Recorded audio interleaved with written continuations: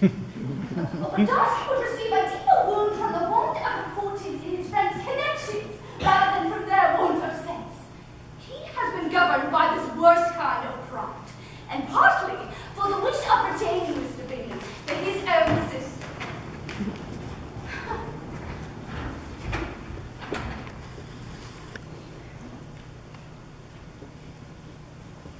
Miss Bennet. Mr. Darcy? May I?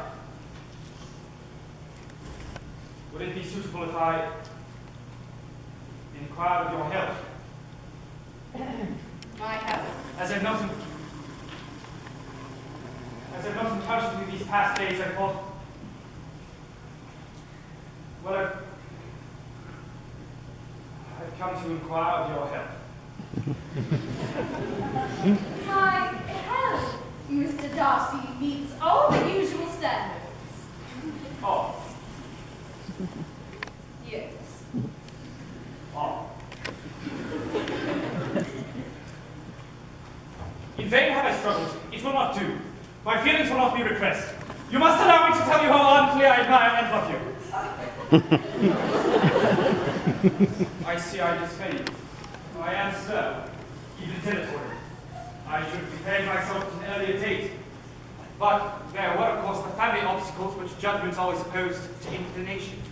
The general sense of your social inferiority, of it being a degradation of the line. I cannot forget my responsibility to an estate, a private place, a way of life which, given your circumstances, might disinclude you, and thus the very ardency which I described took place against my will and reason, or rather in opposition to my character and inclination.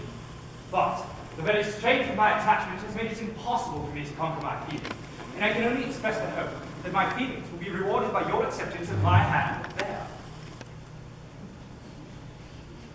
I have spoken ill, but mean well, Miss Bennet. In such cases as this, it is, I believe, the established mode to express a sense of obligation for the sentiments avowed, however unequally they may be returned. It is natural such obligation should be felt, and if I could feel gratitude, I would now thank you. But I cannot.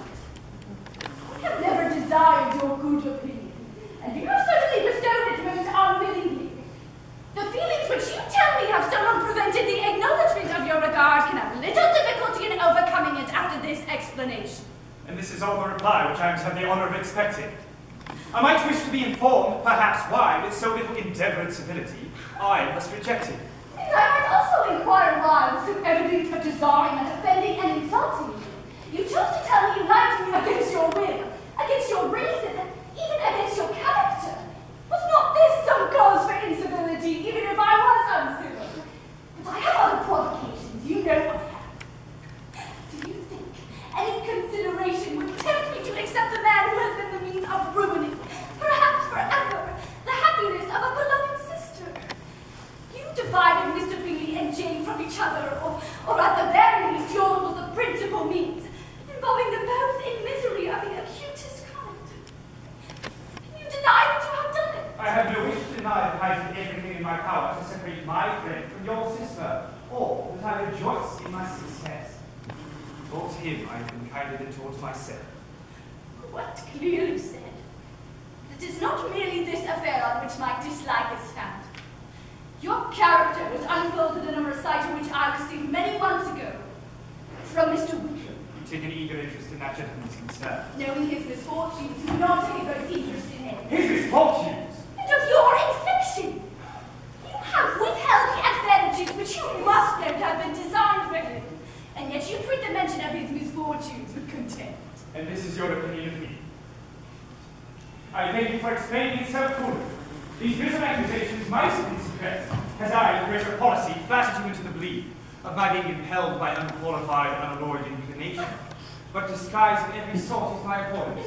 The mode of your declaration has not affected me, Mr. Darcy. You could not have made me the offer of your hand in any possible way that would have tempted me to accept it. From the very beginning, your arrogance and selfish disdain for the feelings of others have built an immovable dislike.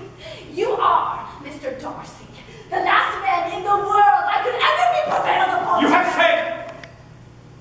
Quite enough, madam. I perfectly comprehend your feelings. Forgive me for having taken up so much of your time, and accept my best wishes for your health and happiness.